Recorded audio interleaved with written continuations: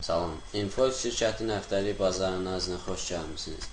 ABŞ iqtisadiyyatının qeyri-kənd təsərrüfatı sahəsində neqativ məşğulluq göstəriciləri ilə əlaqədar keçən həftə pozisiyalarını itirmiş dollar yeni həftə əvvəl möhkəmlənə bilmədi.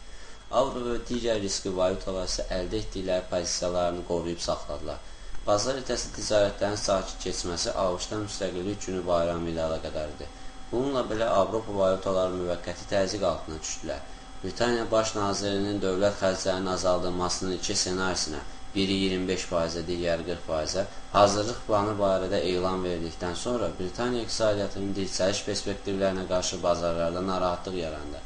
Avro üçün vəziyyət bir qədər sakit idi, hərçənd avro-dollar cütlüyü özünü enişdən sığortalaya bilmədi. Bu əsasən AMB-nin faiz dərəcələri ilə bağlı qərarı ilə əlaqədar idi. Çərşənbə axşamı və çərşənbə məhz fond bazarları pozitiv hərəkətə təkan verdi, hansı ki, investorları vəsaitlərini dollardan yüksək gəlirli aktivlərə keçməsinə vadar etdi. Bununla yanaşı iqtisadi xəbərlər də bazarlara öz düzəlişini edirdi. Belə ki, çərşənbə axşamı ABŞ-ın qeyri-istehsal sahəsi üçün Təchizatların İdarəetmə İnstitutu tərəfindən hesablanmış ISM indeksinin dərci göstərdi ki, indeks 55,4 iyun göstəricinə qarşı 53,8-ə zəifləyib. İndeksin göstəricisinin aşağı olması dolların investorların gözündən düşməsi ilə nəticələndi. Riskə meyilliyin artması və fond bazarlarının dəstəyi Avropa valyutalarını dollara qarşı əldə etdikləri səviyyələrdə möhkəmlənməsinə gətirib çıxartdı. Cümə axşamı ticarətlərində Halifax evlərin qiymət indeksinin elanından sonra fond enişdən qaça bilmədi.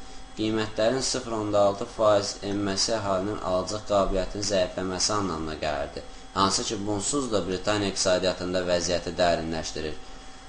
Bu da öz növbəsində Britaniya hökumətini büdcə xərclərini azaltmağa vadar edir. Nəticədə 2 aylıq maksimum 1,5239-a çatmış fond, üstəlik İngiltərə Bankının faiz dərəcələri qərarından sonra 1,52-dən yuxarıda möhkəmlənə bilmədi və 1,5120-yə kimi düşdü.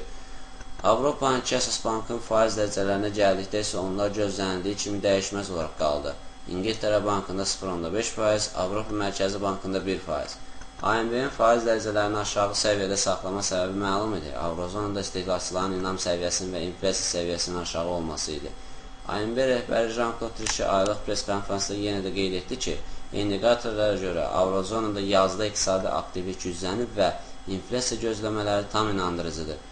Cümə günü gözlənildiyi kimi İngiltərənin inflyasiya və ticarət balansı göstəriciləri funta artım üçün şans qoymadı, hətta 1,5170 dəstəyi də kəsildi. Həftəlik minimum 1,50-51-də qeydə alındı. Bununla yanaşı avronun 1,26-dan dəstək alması və həftə sonuna kimi artımını bərpa etməsi Avropa valyutası üçün səlamət deyil. Növbəti həftəyə olan proqnoz. Həftə ərzində əldə etdiyi uğurlarına baxmayaraq, növbəti həftə avro hələ də avrozonadakı zəif segmentlərin təzyiqini hiss edəcək. Həftəyə planlaşdırılmış iqtisadi xəbərlərdən Britaniyanın işsizliyi, inflyasiya və üdemə göstəricilərinə, CÜ İnstitutunun Almaniya və Avrozona üzrə iqtisadi gözləmələr indeksinə, Avrozonada sənaye istehsalının həcminə diqqət yetirməyinə dəyər. ABŞ-da büdcə icraatı ilə bağlı həftəlik hesabat, həmçinin açıq bazarda əməliyyatlar üzrə Federal Komitənin sonuncu iclas protokolu dərc olunacaq. Əsas Amerika indekslərindən New York sənaye indeksini, Philadelphia Fed'in sənaye aktivliyi indeksini və Michigan Universitetinin istehlakçıların inam indeksini ayırmaq olar. Cümə günü həmçinin xarici investorlar tərəfindən uzun müddətli Amerika qiymətli kağızları alışlarının təmiz həcmi məlum olacaq. Əsas valyuta cütlüklərinin texniki səviyyələrinə gəldikdə isə avro 1,27-dən yuxarı hərəkət edə bilər, amma avrozona ölkələri barədə istənilən neqativ xəbər nəticəsində vahid valyutaya təzyiqləri artıracaq.